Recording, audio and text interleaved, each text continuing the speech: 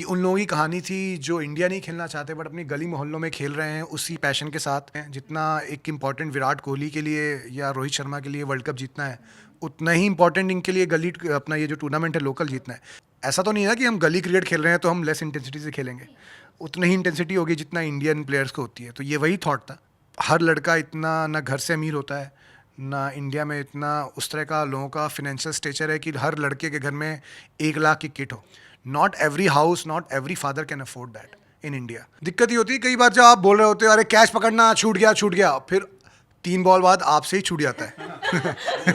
बहुत tough question है, very tough question है, वेरी टफ क्वेश्चन। बट अगर आंख बंद करके अगर एक ही नाम लेना है तो आई विल से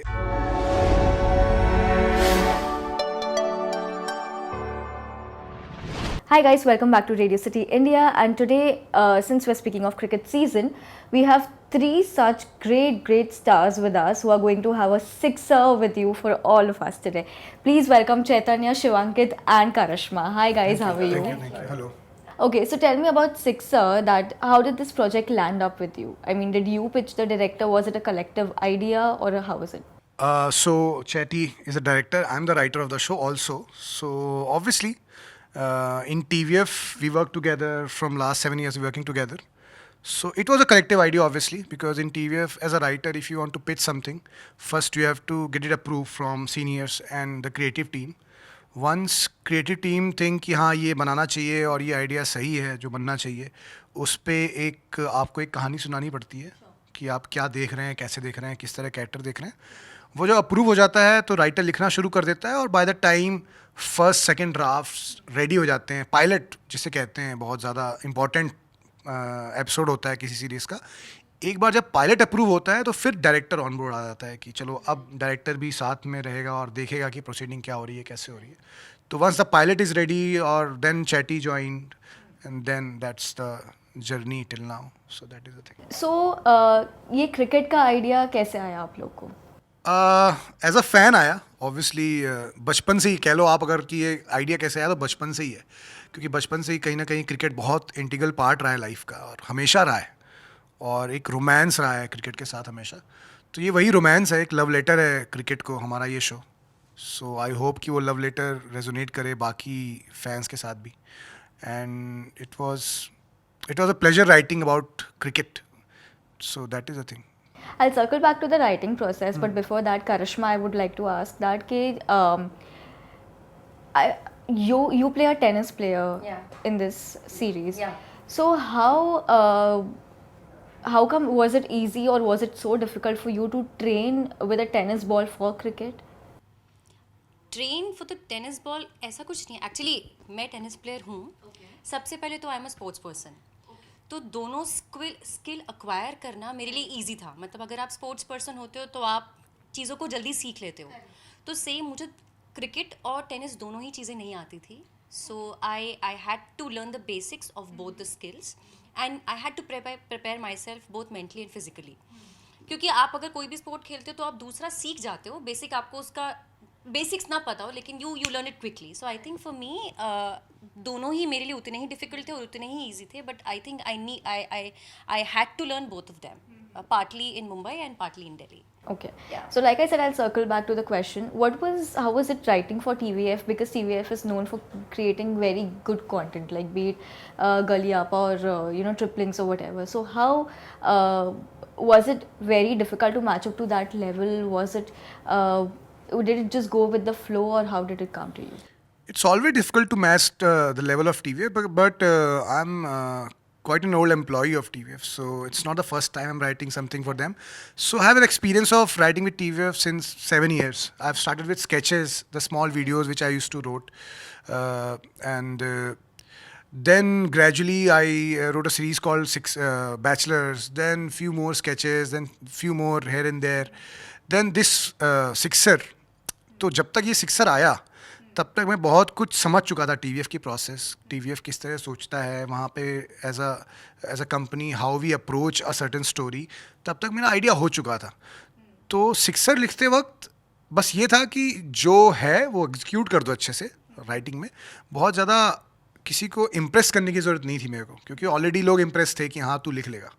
सो मैं सिक्सर जब ये लिखा तो ऑलरेडी उस प्रोसेस में रीच हो चुका था मैं.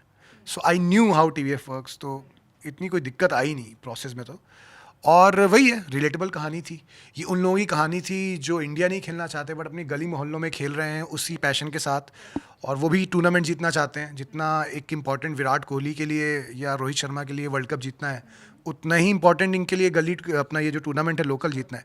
उसका ग्राफ, उसकी इंटेंसिटी, उसका लेवल अलग है. बट ऐसा तो नहीं है कि हम गली क्रिकेट खेल रहे हैं तो हम लेस इंटेंसिटी से खेलेंगे.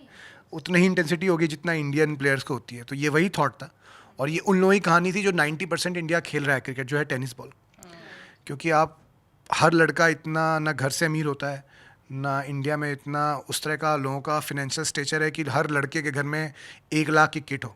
अगर आप क्रिकेट खेलना चाहते हैं, बैट्समैन बनना चाहते हैं, तो minimum 1 lakh you have to spend on your kit. Not every house, not every father can afford that in India. So लोग बस बैट लेते हैं और टेनिस बॉल से खेलते हैं इसलिए. So that's why this story was very required in Indian context, that कि टेनिस बॉल क्रिकेट गलियों में कैसे हो रहा है वो बताना बहुत ज़रूरी था. Chaitanya, people say, or how, whomever OTT artists I've met या directors I've met, they've said कि एक OTT series direct करने का अपना ही अलग मज़ा है, अपना एक अलग liberty होता है उसमें. How much do you agree on this? I kind of agree on this because मतलब शो अगर आप बोलोगे कोई भी शो का मतलब वैसे होता है कि you will have more tracks to discover. फिल्मों में उसका एक मज़ा अलग होता है. शोज़ में क्या होता है कि now you have all the tracks to sort of discover through the journey. तो even though for example if I have to speak about sixer, सिर्फ ये निक्कू की कहानी नहीं है, ये विजयनगर की टीम का भी कहानी है. So you are just not discovering Nikku, of course you are discovering Nikku in the process, but आप in the process you are also discovering Vijayanagar Vijetas, the entire team, उनकी जर्नी क्या होती है और निक्कू के साथ उनकी जर्नी क्या होती है. सो देर आर ऑल, सो मतलब you don't have to just, you have to follow one person, but इसमें मज़ा ये आता है कि आप अलग अलग ट्रैक्स को भी इन डेप्थ आप मतलब डिस्कवर करके उसको एक्सप्लोर कर सकते हो. सो वो राइटिंग शायद वो मज़ा शायद राइटिंग में भी है, वो मज़ा डायरेक्शन में भी है, वो चीज़ करने के लिए. So I think that is one thing I think which I have enjoyed a lot directing shows right now. Speaking of direction, ऐसा कोई मोमेंट था as actors, since you're also a part of the cast, as actors, as a writer and as a director, कि जहाँ पे आप आके एक moment पे रुक गए हो कि अरे ये तो बहुत चैलेंजिंग हो गया है, अभी इसको कैसे डायरेक्ट करें, इसको कैसे एक्ट करें, या फिर आपको पता है इसको डायरेक्ट कैसे कैसे करना है. Maybe your in a fix के एग्जीक्यूशन कैसे होगा. I have something in mind, maybe it may not have been.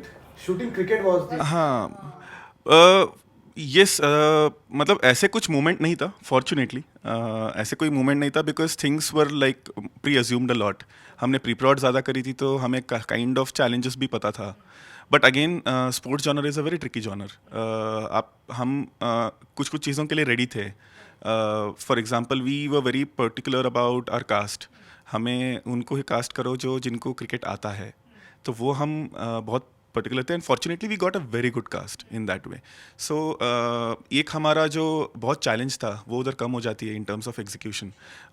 सो जो हम फॉर्चुनेटली हमारे साथ उल्टा हुआ, जो हम चैलेंजेस एक्सपेक्ट करके जा रहे थे वो fortunately most of it were like वो स्मूथली निकल जा रहा था somehow.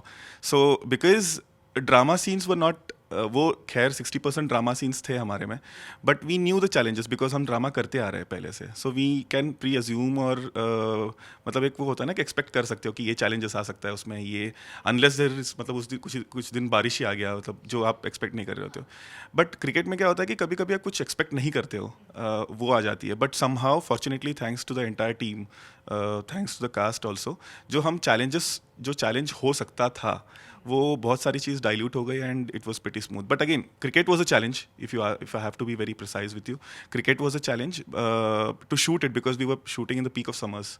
And we were shooting in Bhopal and we were shooting in Bombay also.